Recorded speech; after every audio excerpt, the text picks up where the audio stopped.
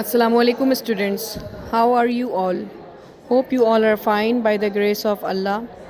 Today we are going to read a chapter from your textbook, The Yellow Face, which is at page number 140 till page number 152.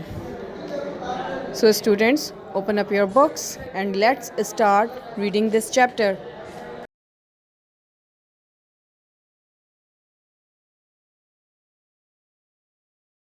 Friends, we are reading at page number 140, The Yellow Face. One day, Sherlock Holmes and I returned to Baker Street at 5 o'clock after a brisk walk in the park. Beg pardon, sir, said our page boy as he opened the door. There's been a gentleman here asking for you, sir. Didn't you ask him in? Yes, sir. He waited half an hour. He was a very restless gentleman.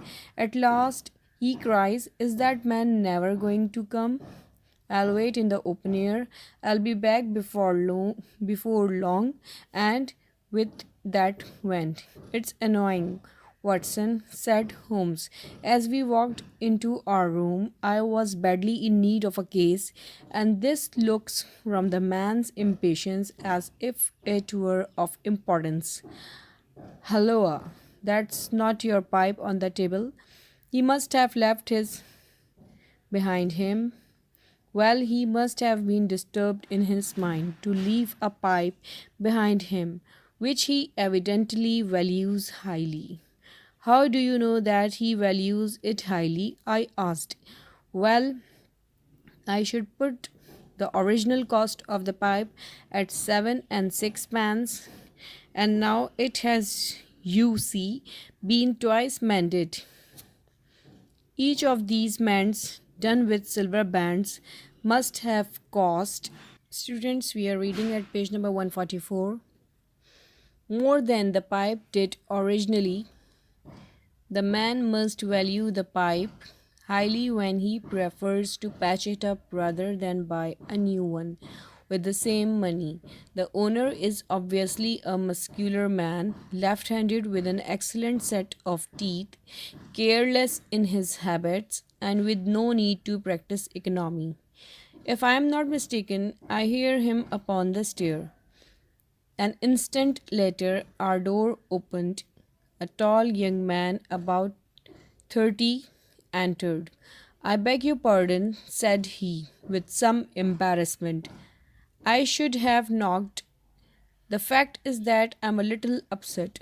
My whole life seems to have gone to pieces. He then sat down. You wish to employ me as a consulting detective? I want your opinion as a judicious man. I want to know what I ought to do next. It seems dreadful to discuss the conduct of one's wife with two men whom I have never seen before. But I've got to the end of my tether. My dear Migrant Munro, began Holmes. We are reading at page number 142. What? He cried. You know my name. If you wish to preserve your incognito, said Holmes, smiling, I should suggest that you cease to write your name upon the lining of your hat. My friend, I have had the good fortune to bring peace to many troubled souls. Might I beg you to furnish me with the facts of your case? The facts are these, Mr. Holmes, said he. I have been married for 3 years. During that time, my wife and I have loved each other and lived happily. And now, since last Monday, I find that there is something in her life and in her thoughts of which I know little. We are estranged, and I want to know why. There is one thing I want to impress upon you, Mr. Holmes. Effie loves me. I don't want to argue about that. Kindly let me have the facts, Mr. Munro, said Holmes. Effie was a widow when I met her first, though quite young, only 25. Her name then was Mrs. Hebron.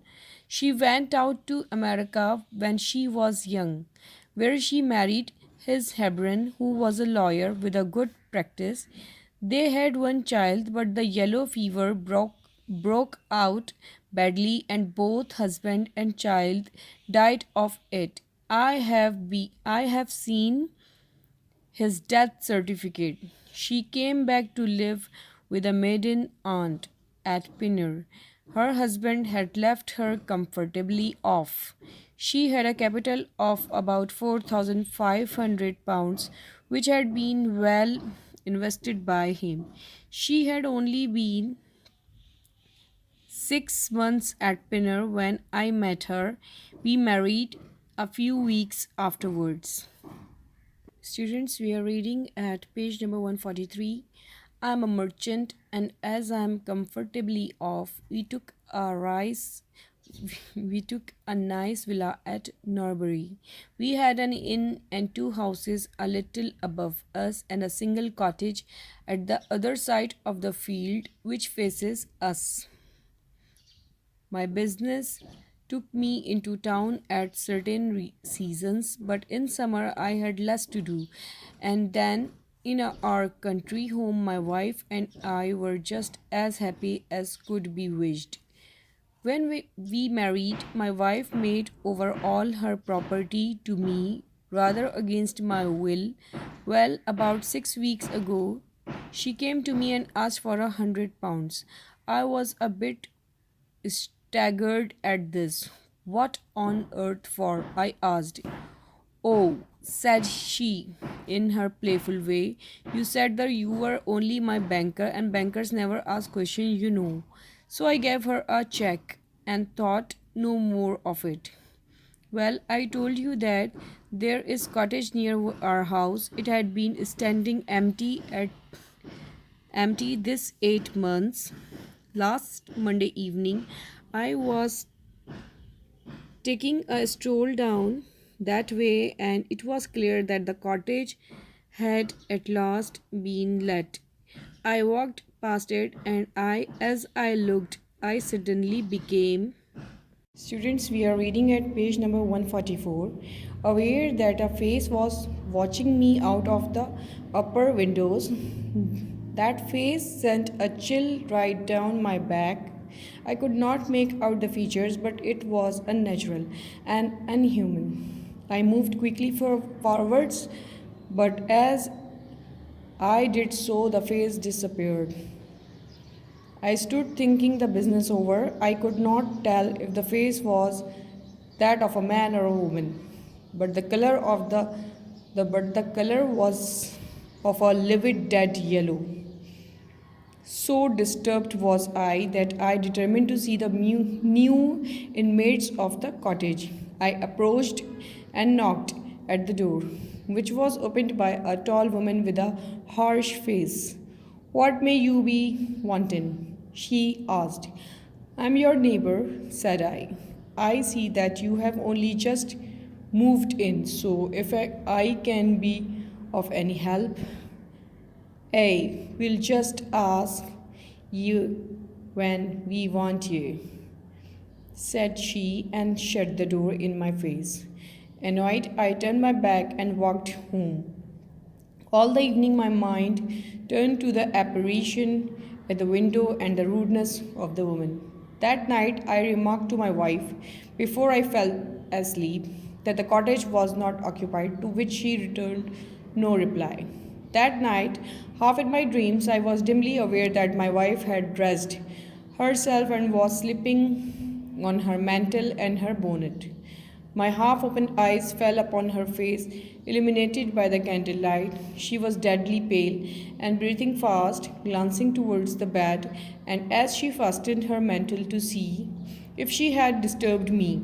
Then she slipped noiselessly from the room. I sat up in bed for about 20 minutes. I was still puzzling over this when I heard the front door creak and her footsteps coming up the stairs. We are reading at page number 145. Where have you been, Effie? I asked as she entered. She gave a violent start when I spoke. It gave me a chill to see her slinking into her own room and wincing when her own husband spoke to her. I don't wonder that you are surprised, said she, trembling. Why?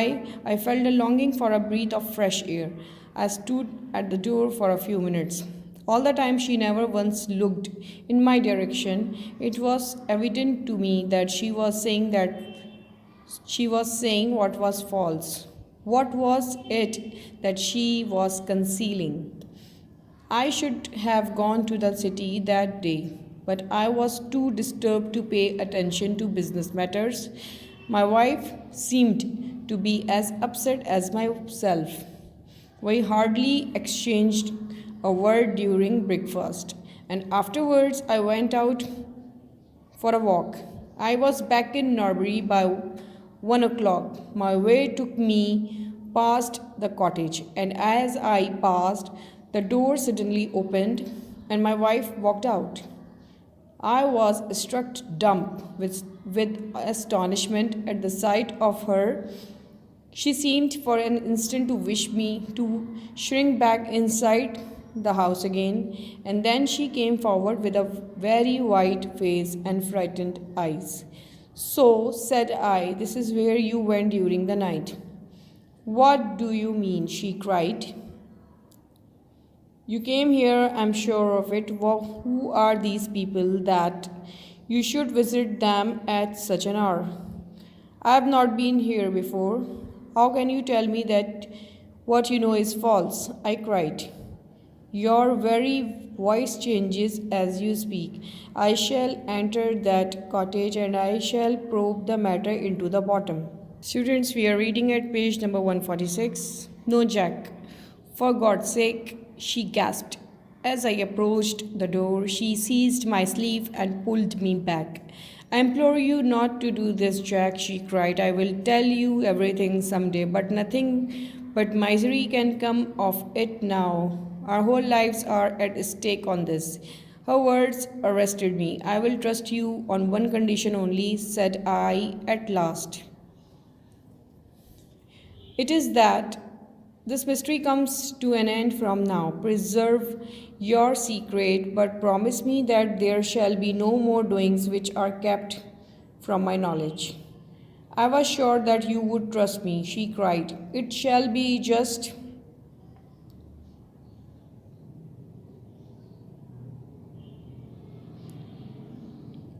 as you wish. Still plucking at my sleeve, she led me away. As we went, there was that yellow, livid face watching us out of the upper window. What link could there be between that creature and my wife? For 2 days I stayed at home. My wife appeared to abide by our engagement, but on the third day I had ample evidence that she had broken her promise. I had gone into town on that day, but I returned early. My wife was not at home. Tingling with anger, I strode to the cottage. I did not even knock, but turned the handle and rushed into the passage. At page number 147, students, we are reading The house was deserted. The furniture and pictures were of the most common and vulgar description, save in the one chamber at the window of which I had seen the strange face. That was comfortable and elegant, and all my suspicions rose into a fierce blaze when I saw that on the mantelpiece stood a photograph of my wife, which had been taken only 3 months ago. Later that evening, I asked my wife about the photograph. Until you tell me who it is that has been living in that cottage, there can never be any confidence between us, said I, and left the house. That was yesterday, Mr. Holmes, and I have not seen her since. I now place myself in your hands. Holmes and I had listened with the utmost interest. My companion sat silent now, lost in thought. Tell me, said he at last, you appear to have been disagreeably impressed by the face in the window. It seemed to be of an unnatural color and to have a strange rigidity. How long is it since your wife asked for the money? Nearly 2 months. Where you have seen a photograph of her first husband. No, there was a great fire after his death, and all her papers were destroyed. And she had a certificate of death. Yes, she got a duplicate after the fire. Did you ever meet anyone who knew her in America? No. Thank you. I should like to think over the matter now. We are reading at page number 148. Return to Norway. If the cottage is inhabited, do not force your way in, but send a wire to my friend and me. We shall be with you within an hour of receiving it. I'm afraid that this is a bad business, Watson, said my companion later. I would not have missed the case for worlds. You have a theory? Yes, a provisional one. The facts, as I read them, are something like this. This woman was married in America. Her husband contracted some disease. She fled from him, returned to England, changed her name, and started her life afresh. She had been married 3 years and believed that her position was secure. Having shown her husband the death certificate of some man whose name she had assumed when suddenly her whereabouts were discovered by her first husband or by some unscrupulous woman who had attached herself to him, they write to the wife and threatened to come and expose her. She asked for £100 to buy them off. They come in spite of it, and when the husband mentions to the wife that there are newcomers in the cottage, she knows that they are her pursuers. She waits until her husband is asleep and then tries to persuade them to leave her in peace. Having no success, she goes again next morning. Her husband meets her as she comes out. She promises him then not to go there again. But 2 days afterwards, she makes another attempt, taking with her the photograph which had, students, we are reading at page number 149, probably been demanded from her. She warns them he might go to the cottage. He does go, but finds the place deserted. What do you think of my theory? It's all surmise, but at least it covers all the facts. At present, we can do nothing until we have a message. But we had not very long to wait. It came after tea. The cottage is still tenanted, it said. I'll meet the 7 o'clock train. He was waiting on the platform when we stepped out. He was very pale and quivering with agitation. They are still there, Mr. Holmes, said he. I saw lights in the cottage as I came down. What is your plan then? Asked Holmes. I am going in. I wish you both to be there as witnesses. It was very dark night. A thin rain began to fall as we turned from the high road into a narrow lane. Mr. Grant Munro pushed forward. We stumbled after him.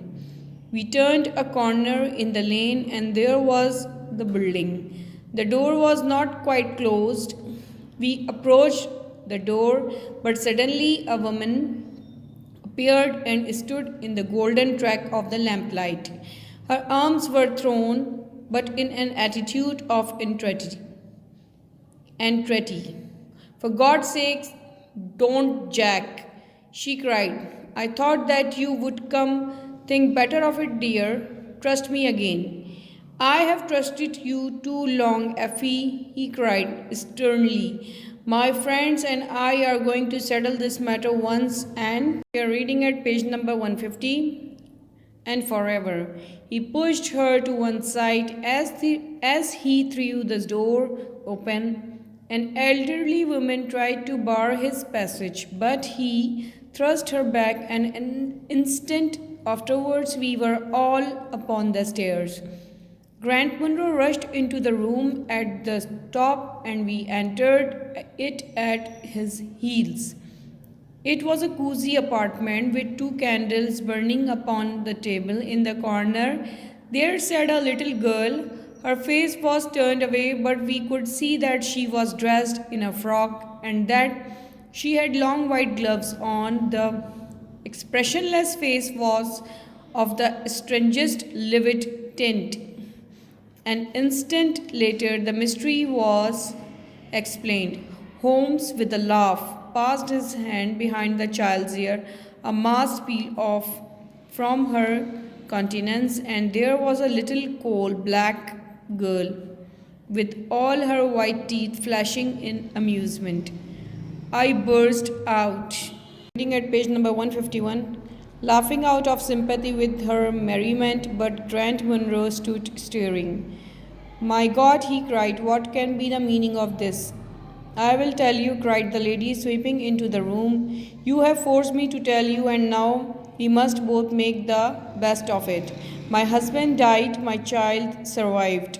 Your child, she drew a large silver locket from her bosom and opened it. There was a portrait within of a man strikingly handsome and intelligent, of African descent. This is John Abram of Atlanta, said the lady, and the nobler man never walked the earth. I cut myself off from my race in order to wed him, but never once did I regret it. Our only child took after his people, but dark or fair, she is my own dear little girlie. The little creature ran across the words and nestled up against the lady's dress. When I left her in America, she continued, it was only because her health was weak. She was given to the care of a faithful Scotchwoman. Never for an instant did I dream of disowning her. But when chance threw you in my way, Jack, I learned to love you. I feared to tell you about my child. I feared that I should lose you. I should lose you. I have kept her existence a secret, but I heard from the nurse I knew that all was well with her. At last, however, there came a desire to see the child once more. I sent £100 to the nurse and gave her instructions about this cottage. I ordered her to keep the child in the house and to cover up her face and hands so that even those who might see her at the window should not gossip. Now tonight you at last know all, and as I ask you what is to become of us, my child and me. Reading at page number 152. It was a long 2 minutes before Grant Munro broke the silence. When his answer came, it was one of which I love to think. He lifted the child, kissed her, and then, still carrying her, he held his other hand out to his wife. Back in our flat in London, Holmes said to me, Watson, if it should ever strike you that I am getting a little overconfident in my powers, kindly whisper Norbury in my ear, and I shall be infinitely obliged you.